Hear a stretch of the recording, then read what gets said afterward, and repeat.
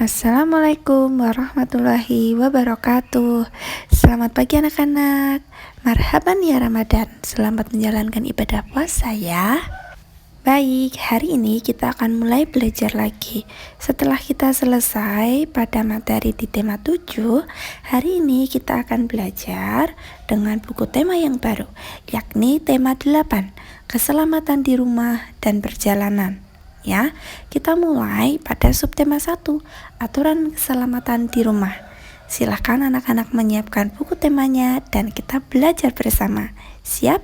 Nah, sebelum kita belajar, baiknya kita berdoa dulu anak-anak. Yuk kita membaca basmalah bersama-sama. Bismillahirrahmanirrahim. Alhamdulillah. Semoga apa yang akan kita pelajari hari ini bisa bermanfaat dan bermakna untuk anak-anak. Amin. Nah, perhatikan baik-baik gambar ini ya.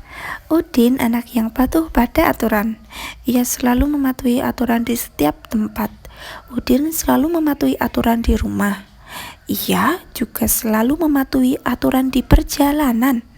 Nah, amati gambarnya dengan teliti anak-anak. Ada gambar pertama itu Udin dan Kak Mutiara sedang membantu ibu memasak. Yang kedua itu Udin mengunci pintu. Yang ketiga, Udin memakai sabuk pengaman ketika dia sedang berkendara menaiki bis itu ya. Selanjutnya, Udin melewati zebra cross ketika dia menyeberang jalan bersama teman-temannya. Anak-anak, Bu Mentari mau tanya, apakah anak-anak setuju dengan yang dilakukan Udin pada gambar tersebut? Kalau setuju, kenapa anak-anak? Coba nanti dijelaskan pada Bu Mentari ya. Selanjutnya, aturan setiap kegiatan di rumah perlu diperhatikan. Aturan berguna untuk keselamatan diri dan keluarga. Udin dan keluarga melakukan setiap kegiatan sesuai aturan. Coba kita amati gambar tersebut ya. Udin melakukan setiap kegiatan dengan hati-hati. Sikap hati-hati merupakan salah satu contoh aturan keselamatan. Dari tadi kita bicara tentang aturan anak-anak. Aturan itu apa sih? Aturan adalah petunjuk yang dibuat untuk mengatur kehidupan sehari-hari supaya tertib. Udin anak yang taat pada aturan. Setiap melakukan kegiatan selalu diatur menggunakan jadwal. Setiap kegiatan dilakukan dengan tepat waktu. Ayo kita mengamati gambar ini anak-anak. Ada 3 gambar. Yang pertama, Udin sedang sarapan pagi, ya. Yang kedua, Udin mau berangkat sekolah. Gambar ketiga, Udin pulang sekolah. Tapi pada tiap gambar kita perhatikan baik-baik. Ada jam yang menunjukkan aktivitas yang dilakukan oleh Udin. Yuk, kita cari tahu pukul berapa saja Udin melakukan aktivitas tersebut. Kita amati bersama ya. Pada gambar jam tersebut terdapat susunan angka dari angka 1 sampai angka 12 anak-anak. Nah, lalu kita lihat lagi. Ada 3 jarum yang terdapat pada jam tersebut. Jarum warna merah itu jarum pendek. Lalu jarum warna hijau merupakan jarum yang panjang ya. Lalu ada lagi jarum ketiga yakni jarum halus. Itu jarum yang bergerak setiap waktu anak-anak, dia bergerak terus. Kita lanjutkan. Pada gambar tersebut jarum pendek menunjuk angka berapa anak-anak? Ya, angka 6. Selanjutnya jarum panjang menunjuk angka berapa? 12, tepat. Maka dari itu jam tersebut dibaca pukul 6 ya. Jadi Udin sarapan pagi pukul berapa anak-anak? Ya, tepat sekali, pukul 6. Lanjut lagi pada gambar kedua. Kita lihat lagi. Pada gambar jam tersebut jarum pendek menunjuk angka 7. Betul. Jarum yang panjang menunjukkan angka berapa anak-anak? Ya, angka 12. Kemudian jam tersebut dibaca pukul 7 ya. Jadi si Udin berangkat sekolah pada pukul 7. Gambar selanjutnya kita amati bersama. Jarum pendek menunjuk angka 11 dan jarum panjang menunjuk angka 12. Jadi dibaca pukul berapa anak-anak? Ya, pukul 11. Udin pulang sekolah pukul 11 ya. Nah, sekarang kita amati soal berikut ya. Nanti silahkan anak kerjakan soal berikut di rumah. Bila merasa ada kesulitan, silahkan menghubungi Bu Mentari. Mengerti? Yuk kita baca teks berikut anak-anak. Aturan ketika sarapan pagi. Sarapan pagi ada aturannya.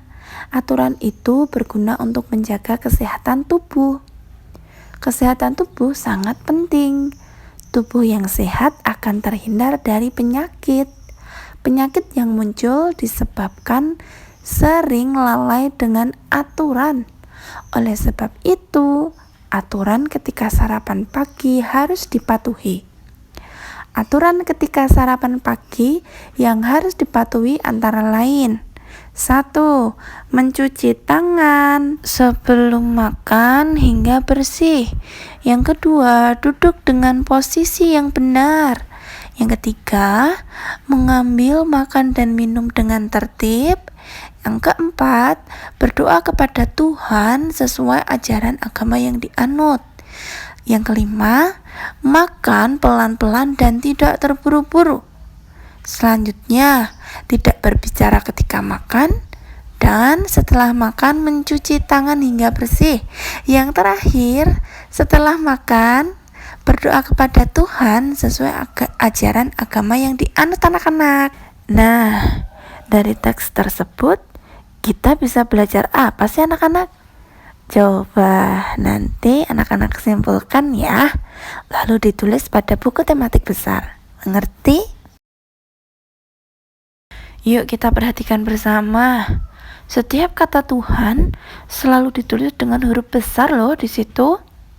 Ya, huruf besar disebut juga dengan huruf kapital. Perhatikan kalimat-kalimat di bawah ini anak-anak. Berdoa kepada Tuhan sesuai ajaran agama yang dianut. 2. Setelah makan berdoa kepada Tuhan sesuai ajaran agama yang dianut. Ya, huruf kapital juga dipakai sebagai huruf pertama kata ganti Tuhan. Kata ganti Tuhan yang sering digunakan misalnya Yang Maha Esa, Yang Maha Kuasa, Yang Maha Besar, Yang Maha Pengasih, Yang Maha Penyayang. Yuk kita buat kalimat. Bu Mentari akan memberikan contoh ya. Dari Yang Maha Kuasa, kita akan membuat kalimatnya begini anak-anak. Tuhan yang Maha Kuasa akan menolong kita dimanapun kita berada. Nah, untuk kalimat yang lain silakan anak-anak belajar dan berkreasi sendiri ya. Nanti silakan bisa langsung dikerjakan pada buku tematik besar anak-anak. Anak-anak semua, masih ingatkah kamu apa yang dilakukan sebelum makan? Ya, apa ayo? Nah, kita harus berdoa sebelum makan. Tujuan berdoa itu sebagai wujud syukur kita kepada Tuhan. Bersyukur kepada Tuhan dapat diungkapkan melalui lagu juga loh. Misalnya lagu berikut ini yang berjudul Terima Kasih Ya Tuhan. Lagu dapat dinyanyikan dengan tekanan nada kuat dan nada lemah ya. Tanda lebih besar berikut berarti tekanan nada dari kuat perlahan-lahan melemah. Sedangkan tanda lebih kecil berarti tekanan nadanya melemah anak-anak. Pada lagu berbirama 2/4, secara alami tekanan nada kuat terdapat pada ketukan pertama. Sedangkan tekanan lemah terdapat pada ketukan kedua. Yuk kita dengarkan semua lagu tersebut ya.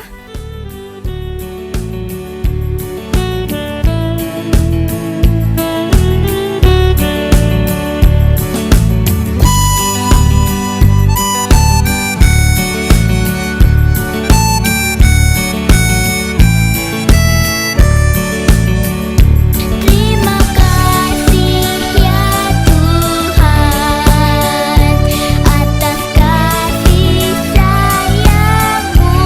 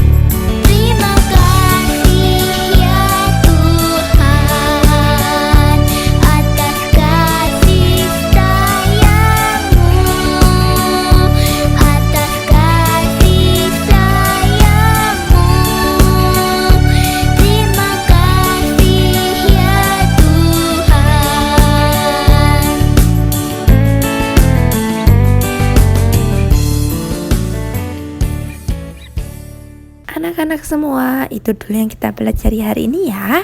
Silakan anak-anak berlatih dan belajar dengan hati gembira.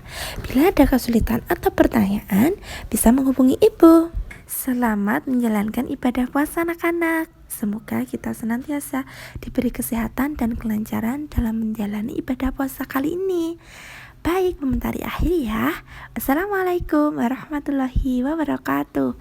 Dadah.